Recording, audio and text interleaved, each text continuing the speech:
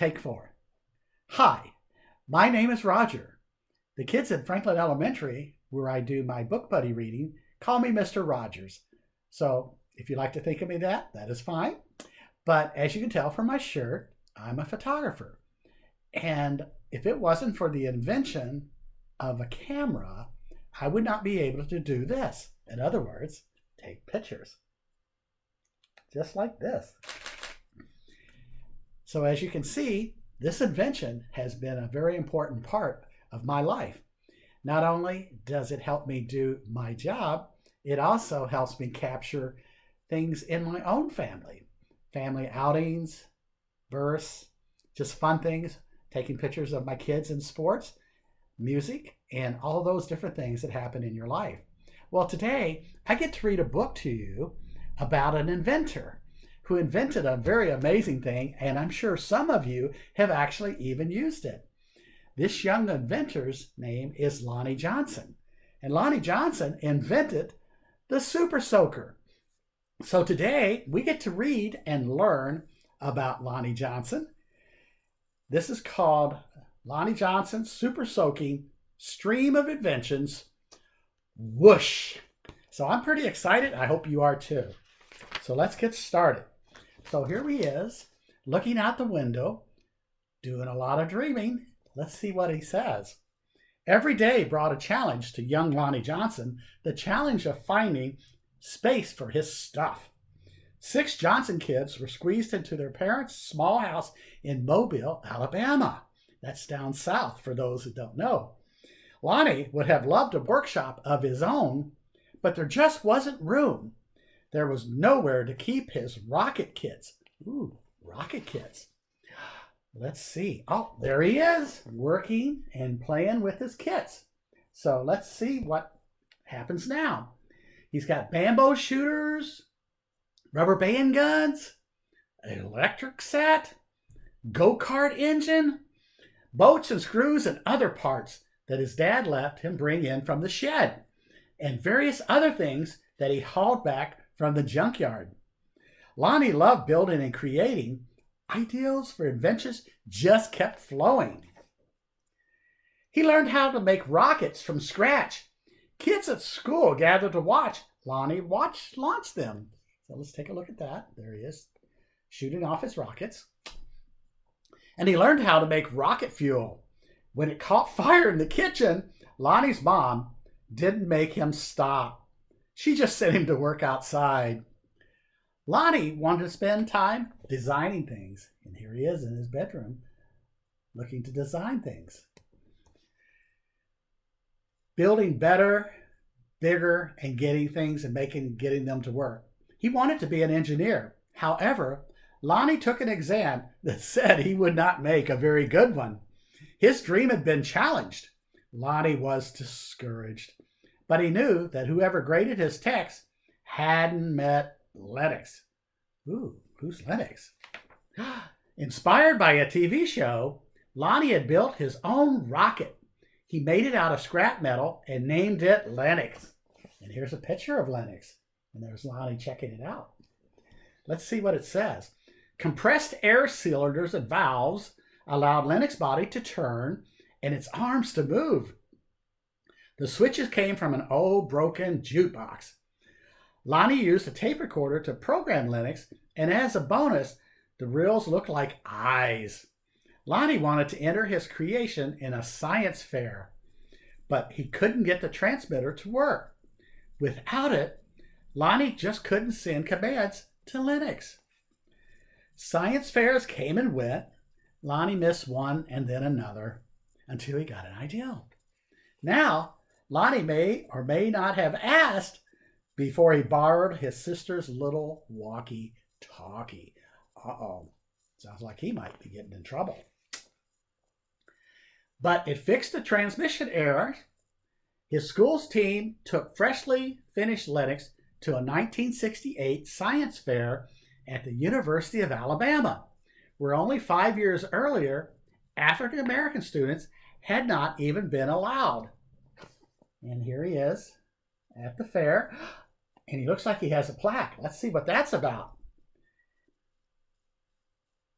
Having to compete in a place that wasn't very welcoming? Well, now that was a challenge with capital C. Against other schools from all over the states, Lonnie's team won first place. So that's what the first place plaque was. Isn't that cool?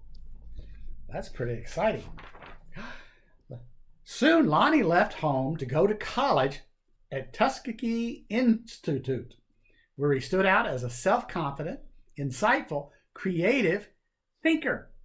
He stood out as a student who asked the right questions, precisely defined problems, and formatted solutions.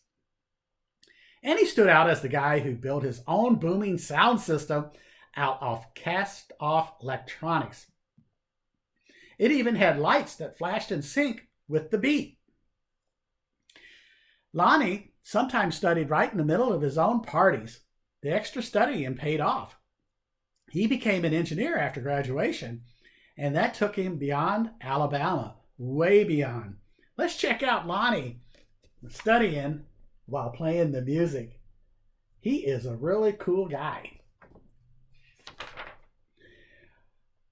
Well, when NASA was sending an orbiter and probe called Galileo to Jupiter, the space agency needed to ensure a constant supply of power to the orbiter's computer memory.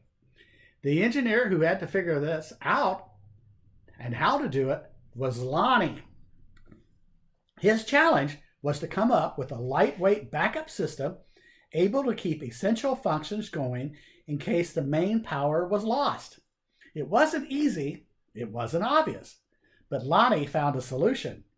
Some of NASA's jet propulsion laboratories doubted his idea would work. Lonnie convinced them it would. He was right. As it photographed Jupiter and its moons, Galileo was supported by the power package that Lonnie had designed. Much of what we know about Jupiter could not have been at risk in a power failure if it was not for Lonnie. And here he is explaining how his power pack would help the Galileo. Very cool. Ideas for other problems to solve just kept on flowing. They flowed when Lonnie was working with hundreds of people at NASA, or up late tinkering with his own inventions, and finally in his own workshop. And as you can see, there he is in his own workshop. Lonnie knew that if millions of refrigerators and air conditioners need a new cooling system, and one that didn't use R12, a chemical that was bad for the environment, he had an idea for using water and air pressure instead. To test his idea, he made a pump and nozzle, connected them to the bathroom faucet, turned on the faucet, turned on the pump, and then, well, here he is, putting it all together. There you go. Let's see what happens with the and then. Whoosh! Aha! There you go, the name of the book. The stream that blasted across the bathroom was so powerful that it created a curtain swirling breeze. It also gave Lonnie an idea for another invention.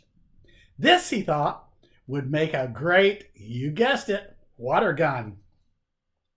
First, he had to find or make the parts, including a pump small enough for a child to handle. Then he had to glue the parts together into a prototype, an early version with room for improvement. Oh, look at that. Whoosh. Bet that made a mess in the old bathroom. I bet his mom or wife might have been upset. Lonnie finally tested a strange-looking squirt gun at a picnic. Does it really work, a man asked. Sure, Lonnie said. You want to see? Lonnie worked the pump, then squeezed air into a chamber. Then he pulled the trigger. The air escaped, forcing water out with a whoosh. Look at that. Oh boy, doesn't that look like fun? Everybody's happy. So, for a water battle to be a fair fight, there couldn't be just one of Lonnie's water guns. He needed help making more. So he went to a toy company after toy company after toy company. And as you can guess, they all said, no, no, no. The word no flowed over and over again, but finally, one company said yes. It planned to make his water gun. Lonnie had other projects: a water propelled toy airplane, two kinds of engines, and his cooling system. He found investors to provide the money for turning his ideals into products that people could buy. He made a leap of faith, quit his day job, and devoted himself to full-time inventing.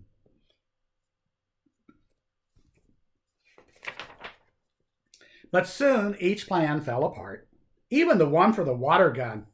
These things happen sometimes, but when they happen one after another to the same person, well, that's some pretty bad luck.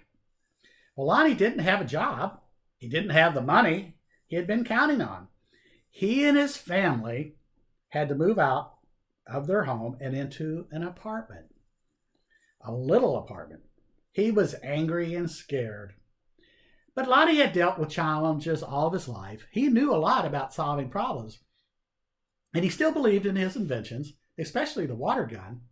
Lonnie went looking for another toy company. So here you can see he was moving out of the house into a small apartment and then looking for new creations and a new company. Let's see what happens. In 1989, he found a toy maker who was interested in seeing the water gun if Lonnie happened to be in Philadelphia. Well, they told him not to make a special trip, but you know what Lonnie did? He made a special trip.